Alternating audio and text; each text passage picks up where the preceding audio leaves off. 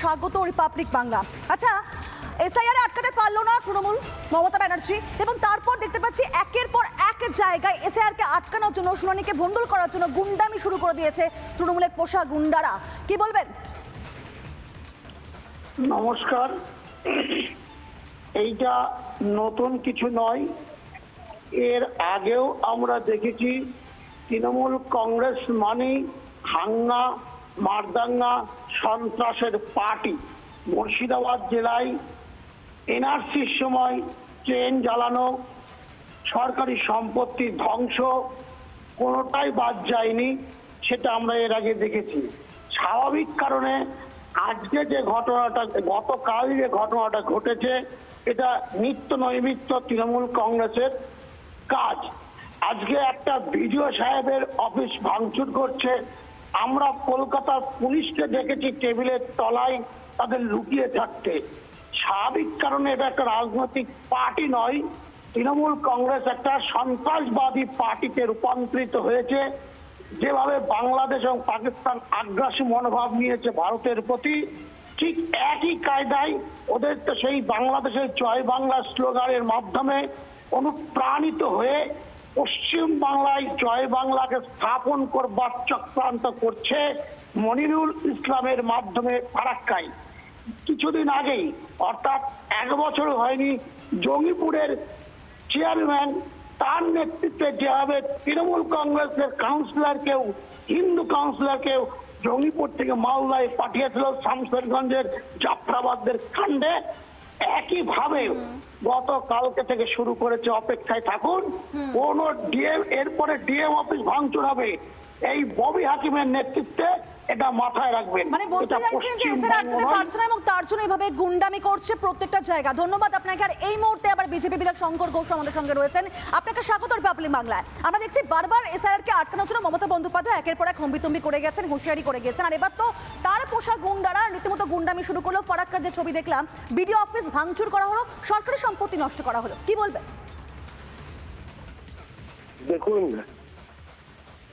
বেশ কিছুদিন যাবৎ আমি দেখছি ধারাবাহিকভাবে মানুষের হয়রানি হচ্ছে বলে বেশ কিছু তথাকথিত চ্যানেল ধারাবাহিকভাবে প্রচার করে যাচ্ছে, এবং সেই প্রচার তৃণমূল কংগ্রেসের গতে বাঁধা কথার সাথে সঙ্গতিপূর্ণ।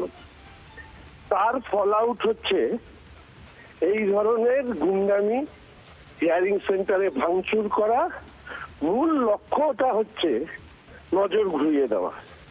আসলে হিয়ারিং এ যারা ডাক পেয়েছেন তাদের অনেকেই ফর্মের ফিল আপ করবার ক্ষেত্রে কোথাও ত্রুটি রয়েছে।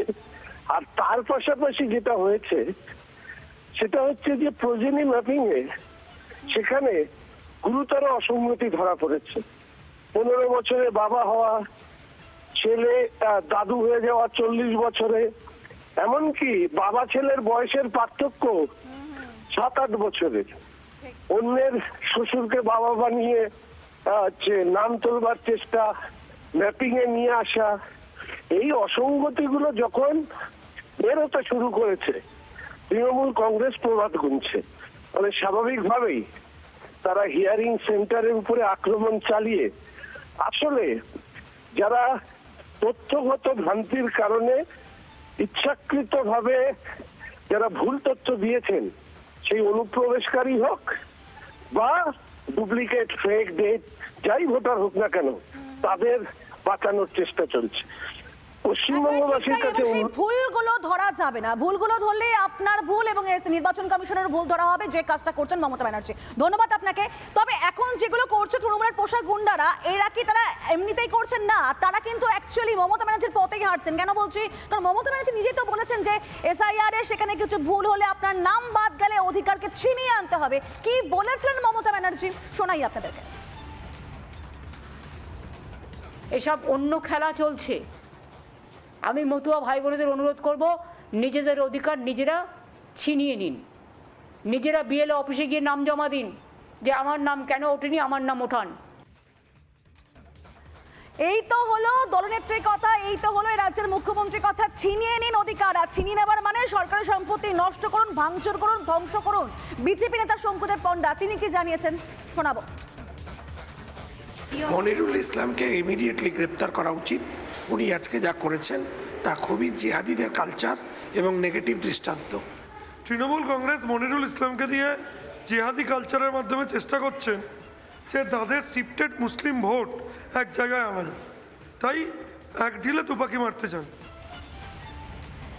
মুখ্যমন্ত্রী মমতা বন্দ্যোপাধ্যায় মাঝে মধ্যে এরকম মন্তব্য করে বসেন এবং তার অনুযায়ী, তার নির্দেশ অনুযায়ী কাজ করেন তার অধীনস্থ যারা রয়েছেন তারা। মমতা ব্যানার্জি নিজেই বলেছিলেন যে এটাকে ছিনিয়ে নিয়ে আসতে হবে, অধিকার ছিনিয়ে নিয়ে আসতে হবে। তিনি আবার গত মঙ্গলবারই বললেন যে যদি রবীন্দ্রনাথ ঠাকুর আজও বেঁচে থাকতেন তবে তার নামও নাকি ভোটার তালিকা থেকে মুছে ফেলা হতো। আর তার সেই বক্তব্যের মাত্র একদিনের মধ্যে আমরা ফারাক্কায় কি দেখলাম?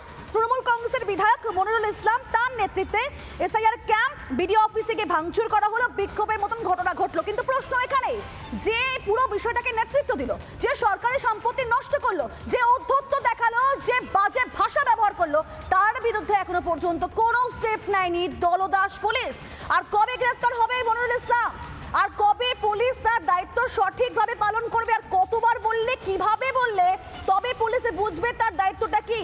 কেন এখনো পর্যন্ত গ্রেফতার করা হলো না মনিরুল ইসলামকে? সরকারি সম্পত্তি ভাঙচুর, কখন তাহলে মনিরুল ইসলামকে গ্রেফতার করা হবে বলুন তো? এফআইআর বিধায়কের নামই তো তুললো না দলদাস পুলিশ। আর কবে পুলিশের দায়িত্বটা বুঝে নেবে? ছবিগুলো দেখতে পাচ্ছেন কিভাবে ভাঙচুর করা হয়েছে ভিডিও অফিসে।